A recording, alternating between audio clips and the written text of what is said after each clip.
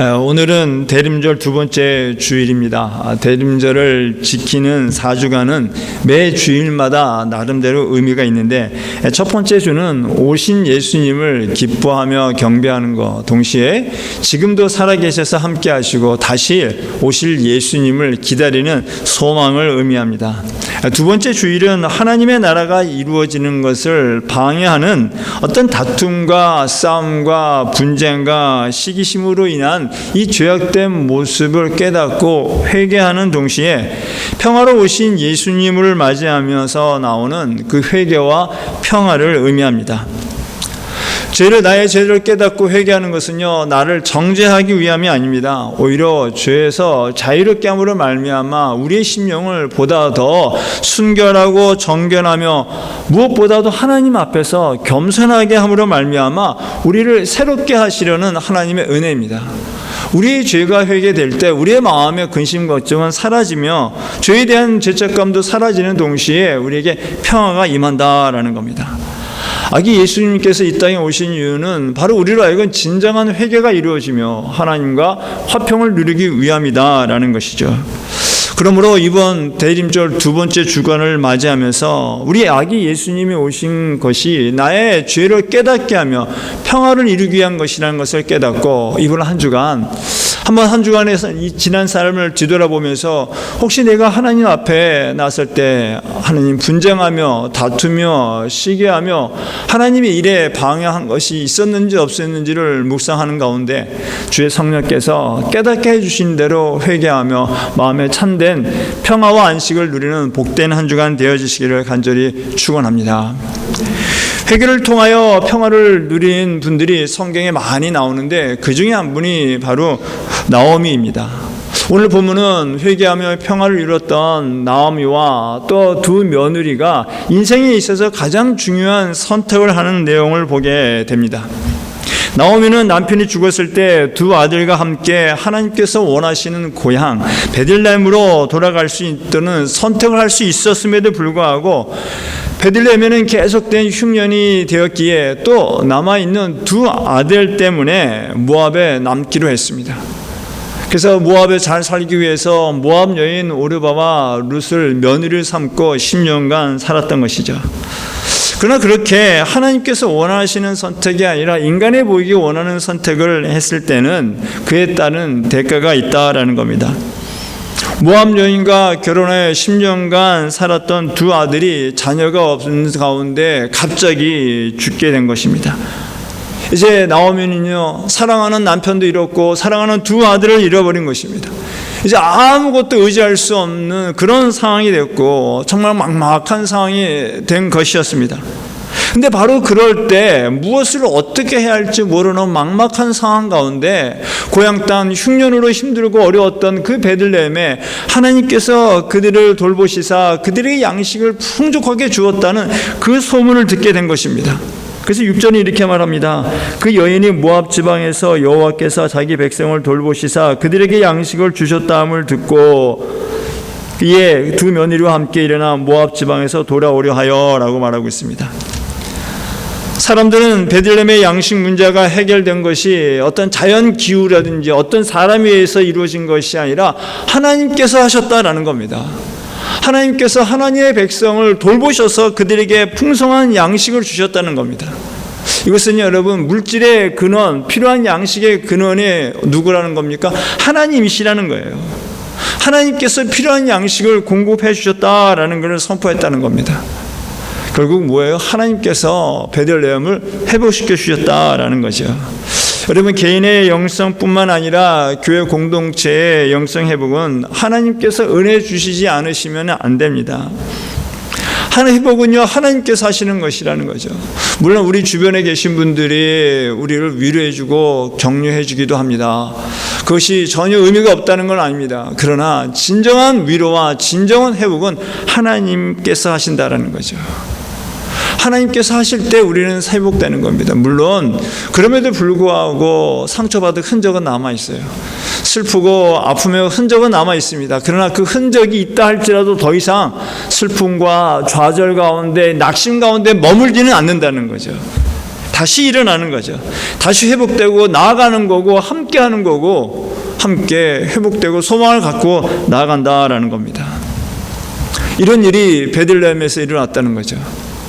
근데 여러분, 우리나라 말에 말 없는 말이 천리를 간다고 하는 것처럼 하나님께서 베들레헴에 불쌍히 여겨 그들을 회복시켰다라는 그 회복의 소식이 나오미가 살던 먼 모압까지 들렸다는 겁니다.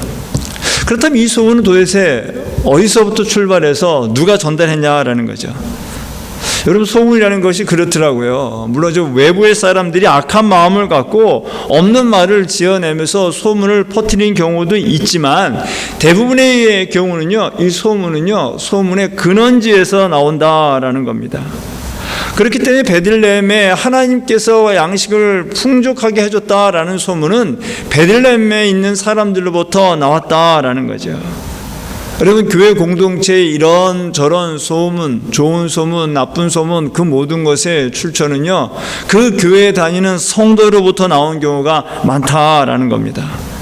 내가 속한 공동체에, 내가 그 공동체에 대해서 주변 사람들에게 어떻게 말하느냐에 따라 그 내가 속한 공동체에 대한 소문이 난다라는 거죠. 여러분, 아기 예수님 오신 이유도 이런 치유와 회복을 위하여 하나님께서 보내주셨고, 이 아기 예수님 오신 것이 사람들의 입을 통하여 다 소문이 퍼져나간 겁니다. 예수님을 온전히 믿고 의지할 때 우리의 영은 치유되고 회복되고, 그 치유되고 회복되었을 때에 그 소식이 널리 퍼진다라는 거죠. 우리 개인과 교회를 향한 하나님의 치유와 회복에 우리에게 직접 임하기를 원합니다. 정말 이 성탄절을 맞이하면서 아기 예수를 다시 한번 나의 구주로 믿고 회개와 평화를 누리는 가운데 하나님께서 주시는 치유와 회복이 우리 개인과 우리 교회 공동체에 임하기를 간절히 소망하고 축복합니다. 하나님의 은혜가 풍성하기를 원합니다. 영적인 양식이, 영적인 축복이 풍성하기를 원합니다. 그리고 영적인 양식이 풍성해졌을 때 이 소문이 우리 인근 지역으로 흘러나기를 원합니다. 여러분, 소문은요, 나로부터 난다는 겁니다. 근데 그런 소문은요, 입술로만 하는 게 아니에요. 물론 입술로도 하죠. 근데 이게 입술로 하는 것이 우리의 삶으로 한다라는 거죠. 그저 우리 주변의 사람들에게 기뻐하면 되는 겁니다. 즐거워하면 되는 겁니다. 교회 예배가 즐겁고 모이는 것이 즐겁고 우리 성도님들과 함께하는 것이 기쁨이다라는 것을 우리 주변 사람들에게 나누면 되는 거예요. 여러분, 저는 어저께 샌프란시스코 방한복 나눔 행사를 하면서 다른 그 무엇보다도 제가 우리 교회에 와서 성도님들과 함께하는 첫 사역이었습니다. 오고 가면서 차 안에서 이런저런 얘기도 나누고, 그 춥더라고요. 아침에는요. 그 추위 속에서 손도 떨면서 함께하는 그것이 얼마나 감사한지 모르겠어요.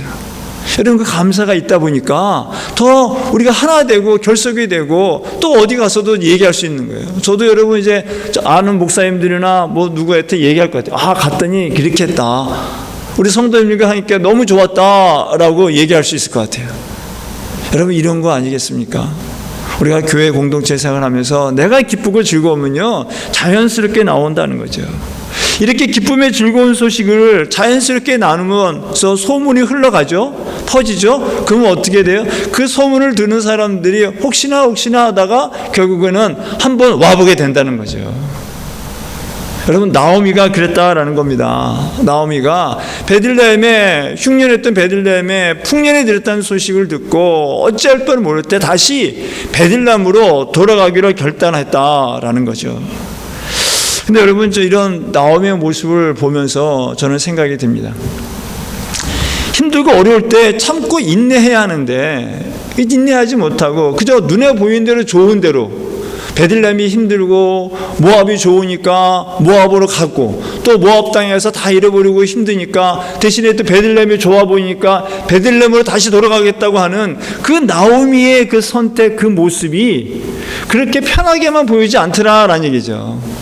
어떤 기회주의자인 것처럼 보여진다라는 거죠.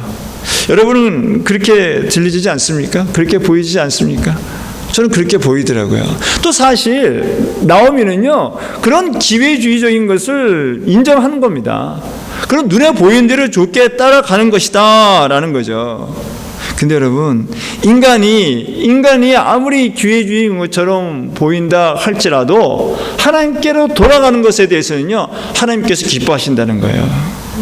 나오미가 이렇게 물질을 찾아 조금 좋아 보이는 것에서 쫓아가는 것에 대해서 이기적으로 생각하는 저의 생각은요, 저의 공이라는 거죠.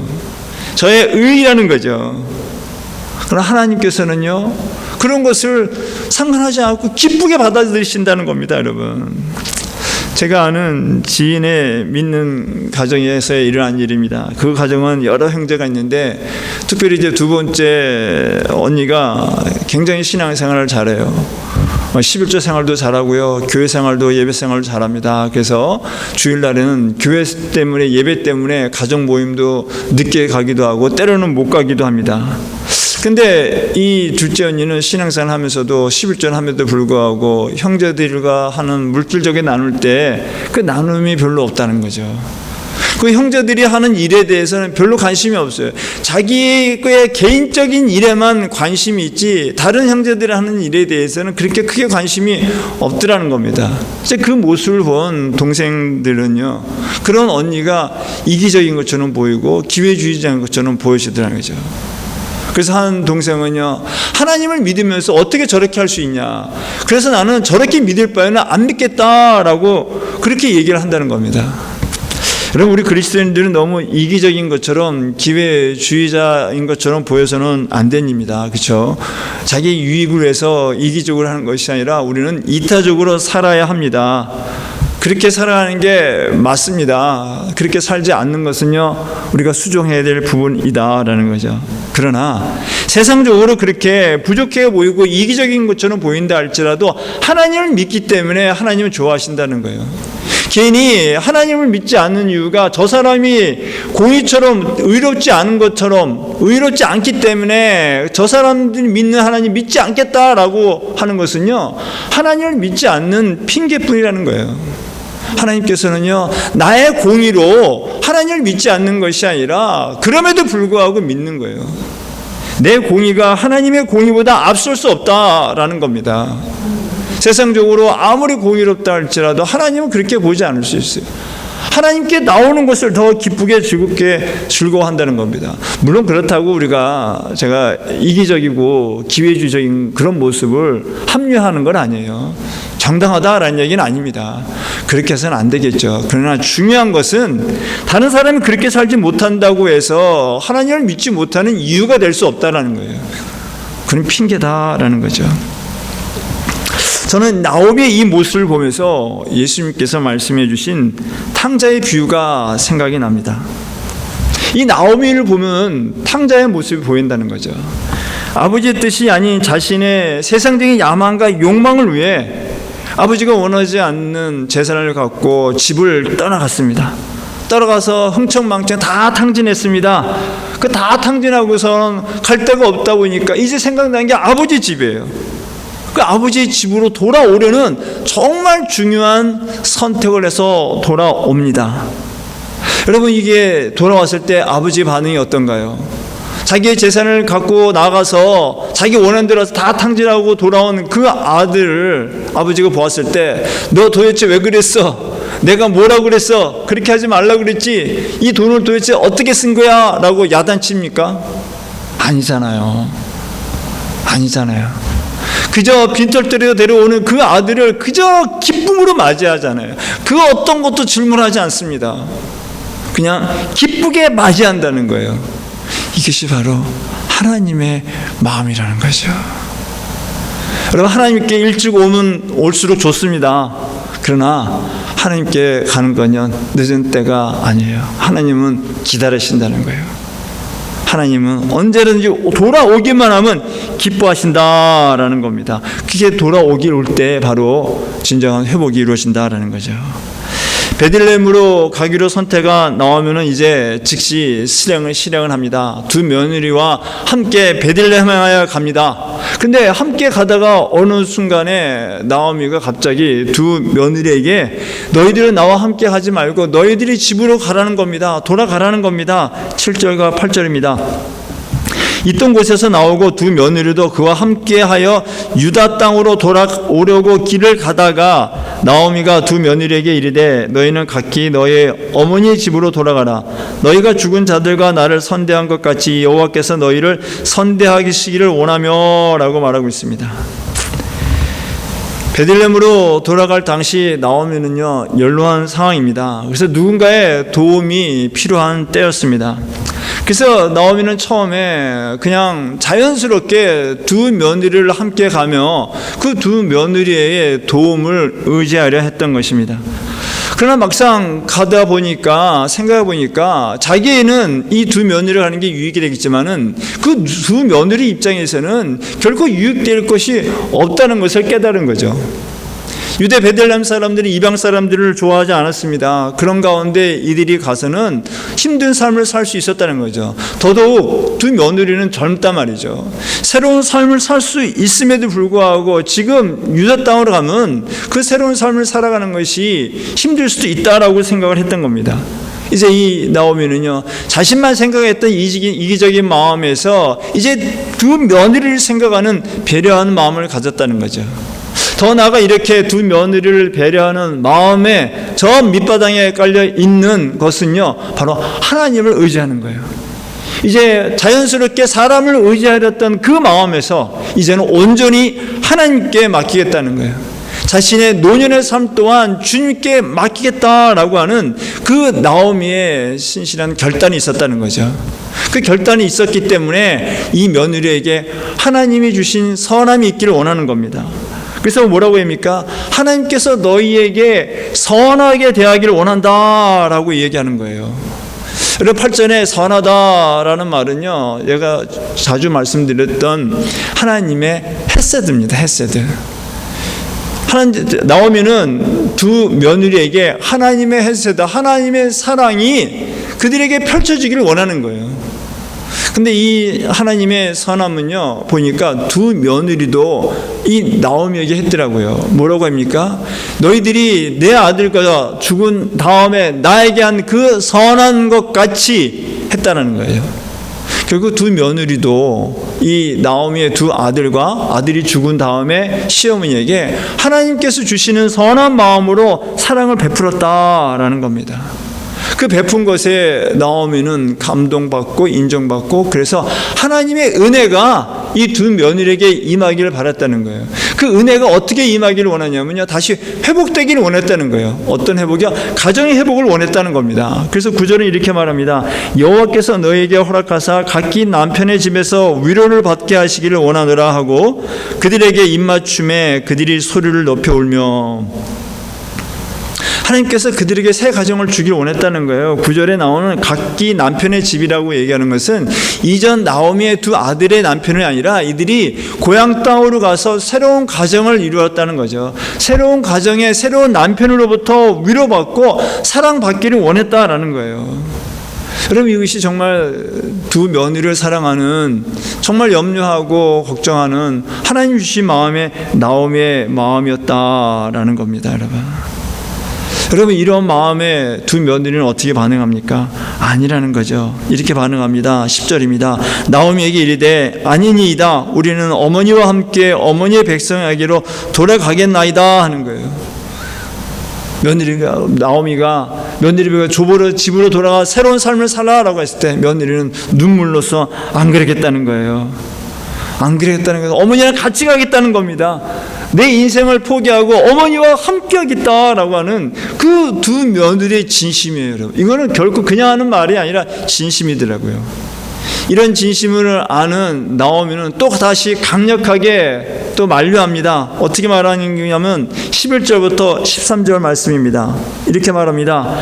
나오미가 이르되 내 딸들아 돌아가라. 너희가 어찌 나와 함께 가려느냐? 내 태중에 너희의 남편 될 아들들이 아직 있느냐? 내 딸들아 되돌아가라. 나는 늙었으니 남편을 두지 못할지라. 가령 내가 소망이 있다고 말한다든지 오늘 밤에 남편을 두어 아들들을 낳는다 하더라도 너희가 어찌 그들이 자라기를 기다리겠으며 어찌 남편 없이 지내겠다고 결심하겠느냐? 내 딸들아 그렇지 아니하니라. 여호와의 손이 나를 치셨으므로 나는 너희로 말미암아 더욱 마음이 아프도다 하매라고 말하고 있습니다. 나오미가 현실적인 이야기를 하는 거죠. 돌아가라는 겁니다. 내가 지금 나이가 있는데 설사 내가 지금 남편이 있어 아기를 낳는다 할지라도 이 아이가 자랄 동안 너희들이 어떻게 기다리겠냐 이거예요. 설사 기다렸다 할지라도 네 아들들을 낳아서 결혼 나이가 됐을 때 너희들이 나이가 몇 살인데 어떻게 다시 너희들 결혼할 수 있겠냐라는 거죠. 현실적으로 도저히 할 수 없다라는 걸 얘기하는 거죠. 그러면서 뭐라고 얘기합니까? 자기의 처지가 여호와의 손이 나를 치셨다라고 얘기합니다. 여러분 이 말씀을 보면 얼핏 보면은 나오미는 자기가 이렇게 못게 된 거, 아들들을 다 잃고 남편을 잃은 모든 것들이 하나님 탓으로 돌린 것처럼 보여요. 하나님께서 이렇게 했다라는 거 그렇게 보여진다는 거죠. 근데 여러분 이것은 결코 하나님을 탓하는 것이 아니라 나오미가 자신이 잘못한 것에 대한 하나님의 징계다라는 것을 받아들이고 인정한다는 거죠. 나오미는 자신들의 잘못된 선택으로 말미암아 남편이 죽었고 두 아들이 죽었다는 것을 인정하는 거고, 그 인정하는 가운데 하나님의 그 대가를 주었을 때 왜 이런 대가를 주셨냐라고 하나님께 원망하는 것이 아니라 그것을 수용했다는 거예요. 받아들였다라는 겁니다. 여러분 우리가 행한 선택에 대한 결과는 항상 있더라고요. 책임도 져야 되고 대가도 있어야 되고, 더더욱 하나님 말씀에 불순종하여 나아갈 때는요 그 불순종한 것에 대한 대가가 있더라고요. 치러야 되더라고요.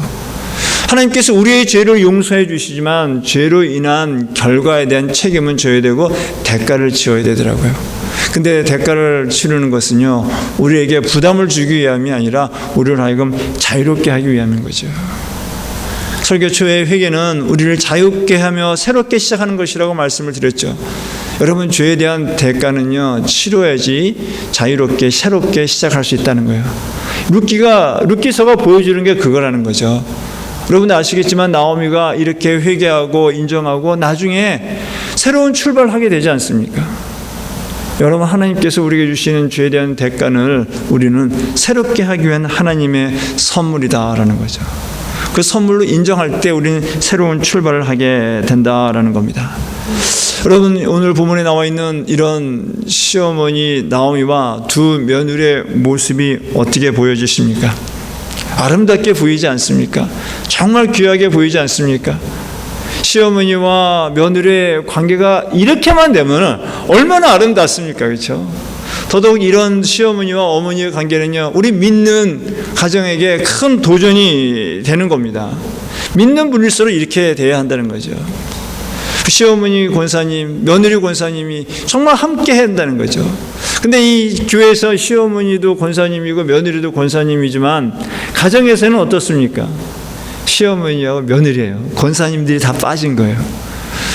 제가 필라에서 섬길 때 분당 우리 교회 이찬수 목사님이 오셔서 그 지역 연합 집회를 하셨습니다. 그때 이런 말씀을 하시더라고요. 시어머니 권사님과 며느리 권사님이 있는데 이 두 분이 이런저런 일로 다투었다. 근데 다투었는데 누가 먼저 사과를 하고 누가 먼저 용서를 구해야 합니까? 라고 물어보시더라고요. 여러분은 누가 먼저 용서를 구하고 용서해야 된다고 생각하십니까? 시어머니 권사님이십니까? 며느리 권사님이십니까? 이 목사님 말씀은요 믿음이 좋은 권사님이 하시면 된다 그러더라고요. 시어머니가 할 수도 있고 며느리가 할 수도 있다. 믿음이 좋은 분이 먼저 용서를 구하고 먼저 용서를 해야 한다라는 거죠. 믿음으로 나가야 한다라는 겁니다. 저는 이런 일들이 우리 교회에는 없으리라 생각합니다. 그럼 우리 교회는요, 우리 시어머니 권사님들, 집사님과 며느님 권사님, 집사님들이 너무나 화목한 걸 봐요. 마치 나오미와 두 며느리처럼 정말 그렇게 서로를 섬기고 위로해주는 그 모습을 보게 됩니다. 제가 우리 영락교회를 섬기면서 감동받은 것이 여러 가지가 많습니다. 근데 그 중에 하나가 바로 이런 부분이에요. 우리 며느리들이 되시는 권사님과 집사님들이 시어머니 되시는 권사님과 집사님들을 극진하게 섬기시더라고요. 정말 사랑으로 섬기시더라고요. 우선으로 섬기시더라고요. 그리고 우리 시어머니 권사님들과 집사님들은 또 며느리뻘 되시는 우리 권사님과 집사님들을 또 인정해주고 격려해주고 칭찬해주고 함께해주는 모습, 그 모습이 너무나 아름답고 사랑스럽더라고요. 간절히 바라고 소망하기를 이런 사랑의 모습이 멈추지 않고 지속되길 바랍니다. 그 지속되어서 교회 공동체 안에서뿐만이 아니라 가정에서도 이런 아름다운 사랑의 관계, 사랑의 고부 관계가 이루어지기를 소망하고 축복합니다. 이런 시어머니의 강력한 권한에 두 며느리는 울며 또 웁니다. 여러분 애처롭죠. 그런 가운데 첫째 며느리인 오르바는 시어머니의 말을 듣고 순종하여 고향 땅으로 돌아갑니다. 그러나 룻은 여전히 시어머니를 따르겠다라는 겁니다. 그러면서 이렇게 말합니다. 그들이 소리 높여 다시 울더니 오르바는 그의 시어머니에게 입맞추되 룻은 그를 붙쫓았더라 라고 말하고 있습니다. 여러분 14절에 붙쫓았더라라는 말의 의미는요, 어떤 물체가 둘이 붙었을 때 떨어지지 않는 상태를 말합니다. 그럴 때 본문에 쓰여져 있는 이 붙였다라는 그 히브리어 단어는요, 창세기 2장 24절에서 남자가 여자가 연합하여 한 몸을 이룬다, 이 결혼할 때 이야기잖아요. 한 몸을 이룰 때 연합하다라는 단어에 동일하게 사용되었습니다. 부부간에 떨어지지 않아야 한다는 얘기죠. 여러분 이게 이제 포스트라는 겁니다. 뭐 잘 아시겠죠. 그래서 이것에 사무하시는 일, 또 이런저런 일 때 굉장히 유용하게 쓰인 것입니다. 굉장히 좋죠. 가장 좋은 장점은요, 이거 잘 붙는 거예요. 근데 또 단점은요, 잘 떨어진다는 거죠. 왜요? 접착력이 약하기 때문에 그렇다는 겁니다. 근데 여러분 뭐 어디에 계신 분 다 아시지만 한국에 창문, 문에 붙이는 종이 한지 있잖아요. 그 한지를 창문에 붙일 때 한 장을 붙이기도 하면 두 장, 세 장 겹쳐서 붙이기도 하지 않습니까? 그때 붙이기 어떻게 풀칠하잖아요. 그 얇은 한지들을 두 장을 겹쳐서 붙였을 때 잘못 붙여가지고 좀 한 곳에 좀 에어가 있다고 해가지고 그걸 다시 뜯으려고 하면 뜯어집니까? 안 뜯어지죠. 결코 분리되지 않아요. 어떻게 돼? 완전히 찢어지는 거라는 거죠. 바로 여기서 붙였다라는 말이 그렇다는 거예요. 한번 붙은 것은요, 떨어지지 않는다는 거예요. 나오면은 룻은 시어머니와 결코 떨어지지 않겠다라는 거예요. 어떤 일이 있어도 결코 떨어지지 않겠다라는 겁니다. 이런 룻의 그런 결단의 마음을 16절과 17절에서 이렇게 표현을 합니다. 룻이 이르되 내게 어머니를 떠나며 어머니를 따르지 말고 돌아가라 강권하지 마옵소서. 어머니께서 가시는 곳에 나도 가고 어머니께서 머무시는 곳에서 나도 머물겠나이다. 어머니의 백성이 나의 백성이 되고 어머니의 하나님이 나의 하나님이 되시느니 어머니께서 죽으시는 곳에서 나도 죽어 거기 묻힐 것이라. 만일 내가 죽는 일 외에 어머니를 떠나면 여호와께서 내게 벌을 내리시고 더 내리시기를 원하나이다 하는지라 라고 얘기하는 거예요. 여러분 나오미를 향한 룻의 마음은 진심이었습니다. 결코 떨어지지 않겠다는 거예요. 죽겠다는 거예요. 내가 벌 받겠다라는 겁니다. 여러분 이런 나오미의 붙잡는 신앙, 이 신앙이 우리의 신앙이 되어야 되지 않겠습니까? 우리가 하나님과 예수님과 이런 붙잡는 신앙을 가져야 한다는 거죠. 내가 원하는 걸 잘해 주실 때 하나님 감사합니다, 좋다 하다가 내가 원하는 걸 들어주지 않으면은 나 몰라 하면서 하나님 왜 그러셨어요? 라고 믿었다 말았다 하는, 붙었다 떨어졌다 하는 이런 신앙이 아니라 내가 원하는 것을 들어주셨든 안 들어주셨든 간에 하나님만을 붙잡고 따라가겠다는 것, 결코 놓지 않겠다는 것, 내가 죽기까지 주를 따라가고 의지하겠다라는 그런 붙잡는 신앙이 있어야 되지 않겠습니까? 여러분 이런 신앙이 우리의 신앙, 나의 신앙이 되고 예수님과 이런 관계가 되어야 한다라는 거죠. 여러분 이런 붙잡는 믿음의 신앙은요, 하나님과 예수님과만이 아니라 우리에게 허락하신 가정 공동체도 마찬가지라는 거죠.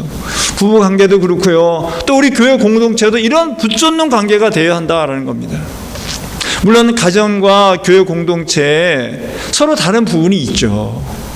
마음에 안 드는 부분이 있죠. 싫은 부분도 있을 것입니다.